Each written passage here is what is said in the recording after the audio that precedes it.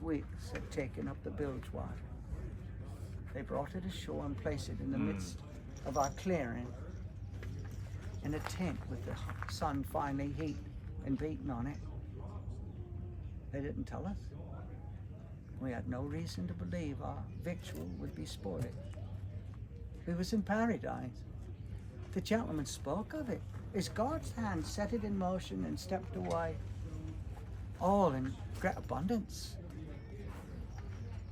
The inside of your nose to burn of the sweetness of all the curious plants abloom.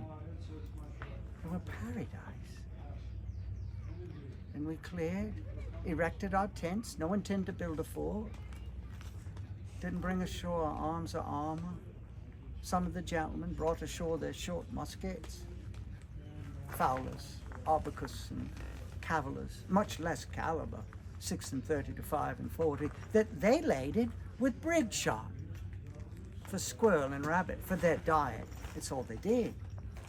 We thought we was in paradise until the 26th of May, when we seen the far trees yonder, a gathering of the naturals, not 3, 4, near 200, one of the gentlemen counted.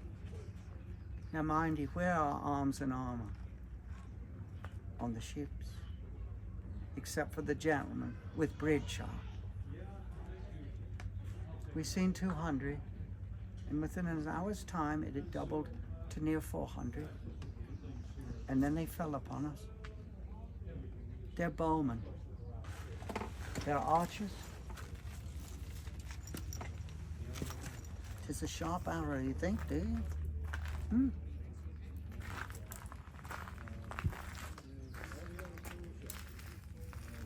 Sharp, yes.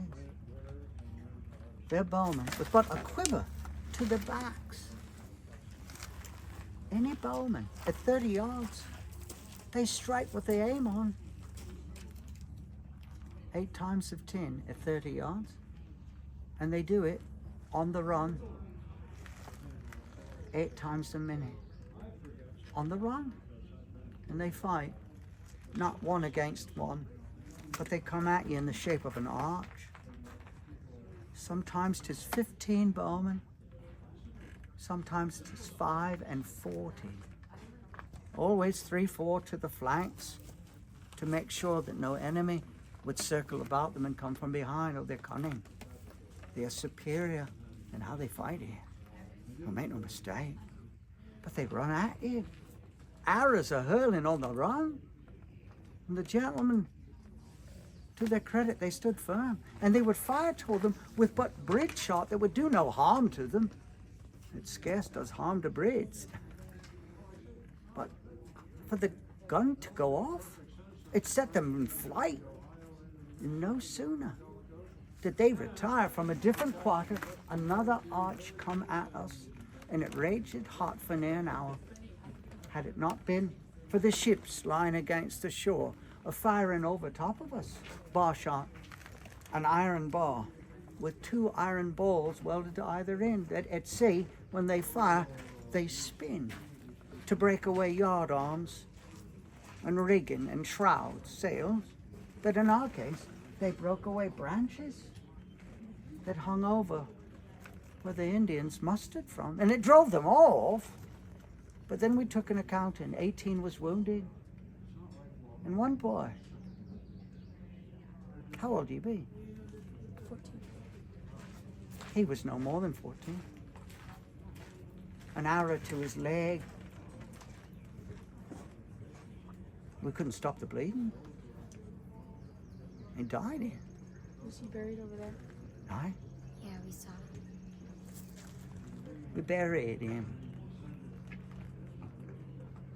It was to be 105 that was brought here, mind you. One of the gentlemen insisted the Isle of Nevis coming ashore, that he go ashore there.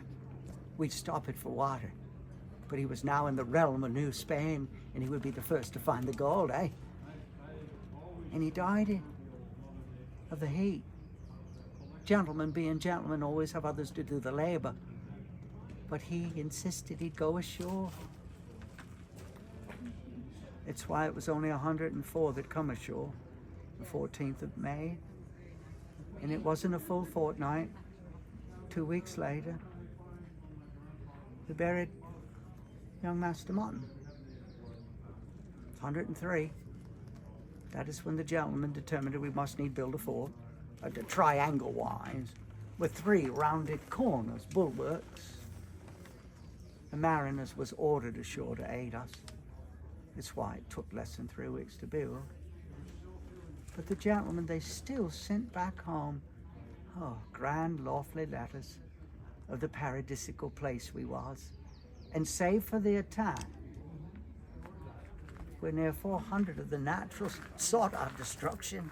They says we was getting along grand with the naturals, because the day after we was assailed, from straight across the river, the point yonder, 'tis the Quiocahanics. They dwell upon that. They come across making signs of peace and offered that we had settled upon an isle that was claimed by Wawinchopong, the king of the Passamaquoddy, 8.5 miles upriver. They had a place there where there'd be no contest. They desired to truck with us for iron tools and glass spades, and they would happily share their victuals. But the gentleman said, no, we've come ashore and unladed the ship. The first instruction that they all held, the gentlemen, when we arrive at here, you maintain peace with the naturals at all cost, for you show them love, in due course they will show ye where. The gold and silver. And but by coming ashore, already had we denied our principal instruction.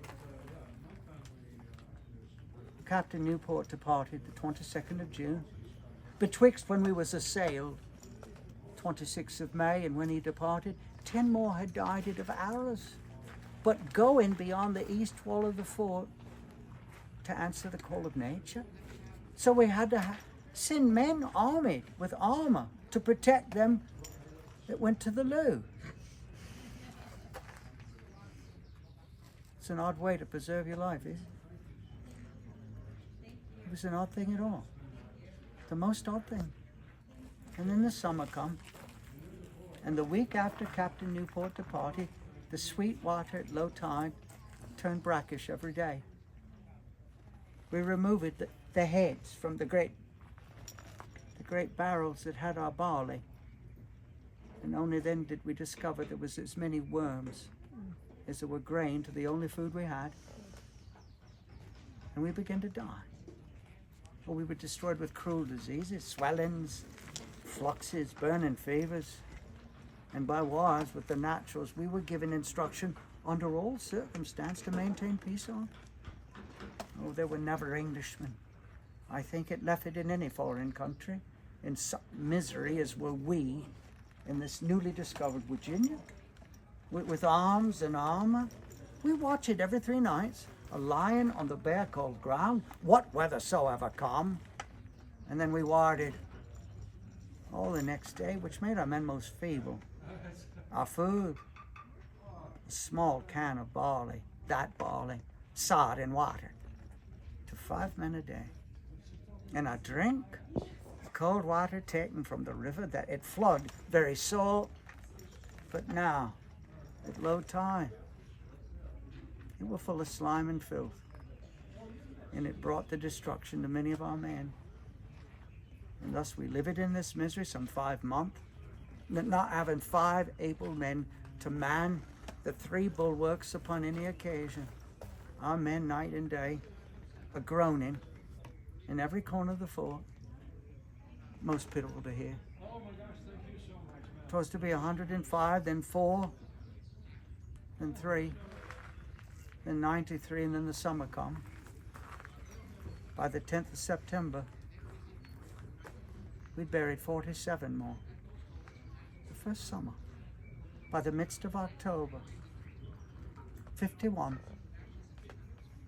It was then that Captain Smith was made the truck master, in his charge to take, as he calls it, glass spades, brass bells, bits of copper, such like trash, to trade with the Indians. I accompanied him downriver where the King's River feeds the Chesapeake Bay. There's a village there, Kikotan. Captain Smith wanted a small number. Truth upon it, no more than 7 or 8 was to gather, he says. And once we come ashore, we'd seen the naturals at a distance upon the high. But when we come ashore, even before we did come in close to, they took flight as if they feared us. But when we come ashore, the instruction from Captain Smith to form a circle, we with all about 8 of us, Captain Smith to the midst of it, slow match, a smouldering cocked in the serpentine of our musket, at the ready, guns laded. They was laded as if we could fire them, but none was to point toward any, but by his command, to show no fear as if that were possible. But listen to him. No sooner was we in our circle, from the trees, 3 bowmen, 6 bowmen, 5 more, 2 more, 7 more. And it was all said, our little circle of 8, with Captain Smith in the midst, we facing outward. Our little circle thrice it was surrounded with near 40 of their bowmen. And they started the same words. Ka! Katora Winchowo! Ka! Katora Winchowo! And they would point toward our person. One pointed toward my sword. And as we stood there, slow match, a burning, at the ready. They was right against us. I learned it later. Another man, they pointed toward his helm, same words. Another toward his shoes. Ka! Katora Winchowo! And it seemed like it went on for an hour, that. But of course, you're frightened, your heart climbs your throat. Time passes slow, but you think fast. Captain Smith swears it was no more than 30 seconds. But we didn't know what was to happen, if you understand my meaning. And then what he done? Captain Smith, not allowing us what he would do, he broke free of our little circle and he strove up to the stoutest fella. And he says toward him them same words as his ear had called them. Mind you, Captain Smith, he fought against the Turks. And the eastern aspect of Europe was awarded his captaincy by a Romanian prince, he says, for valor upon the field. And fought against them and were captured by the Turks. His ear keen to the tongue of other countries. He's quick to hear the words, especially when they were spoke over and over again, the same words. So he offered back, Ka! Katora Winchowo! And pointed to the Indian's shoes. And the Indian spoke back, moccasin. This meant not to any of us, but he had surprised them. They thought never from the countenance Captain Smith bore that would erupt from him their language. And he'd surprised them all. And they were awed, they was, and curious. And he went to a different quarter. And then same words, Ka! Katora Winchowo! And pointed toward an arrow that was knocked in the bow of one of the Indians. The Indian spoke back, "A taunts." Now he felt he had caught a second off guard. They understood not. And he determined, as he later said, to make it even better. He broke free of their little circle, our circle, separating all the company. He standed betwixt all and the river to his back. And with one swift motion, Ka! Katora Winchowo! And as he swung his arm toward the river, near all of them is one voice, Sakahana. And he turned back to we and says he, well, lads, we've got naught to fear here. They are a proper people. They do desire to truck with us, but they do ask us, Ka! Katora Winchowo! What call ye this? Captain Smith always carries a bag across his body, a strap it is, with the bag. It rests on his bum just there. And he keeps in it a waste book and a bit of black lead he keeps to the quill of a goose. And we always, all of us, keep a few glass beads on our person for the preservation of our lives if we need to truck with them. He had a bag of blue beads, and he sat down amongst them. They are towering all about him, but he sat upon the ground. And he looked to the one closest to him in some appointment that did hang down from a bit of leather that served as a belt toward that Indian. And he said them words, Ka Katora Winks Yowo.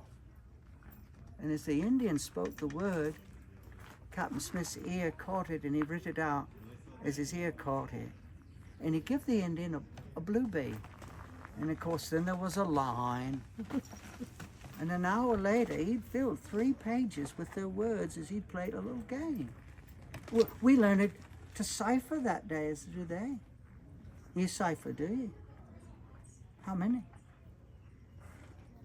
1, 2, 3, 4, 5, 6, 7, 8, 9, 10. Nikat, Ning, Nus, Yao, Parents, Combatants, Tupperwas, Nuswas, Kakatawa, Kasik. He desired 10 bushel baskets of their hogs food, as they call it, maize. 10 bushel baskets. Cask, tanks, Manitoyan maize. Tanks, 'tis little Manitoyan baskets, maize. 'Tis hogs food. And what fair truck do you think for 10 bushel baskets of their corn? 10 bushel baskets. Nikot Madison. 1 piece of copper for 10 bushel baskets of their corn.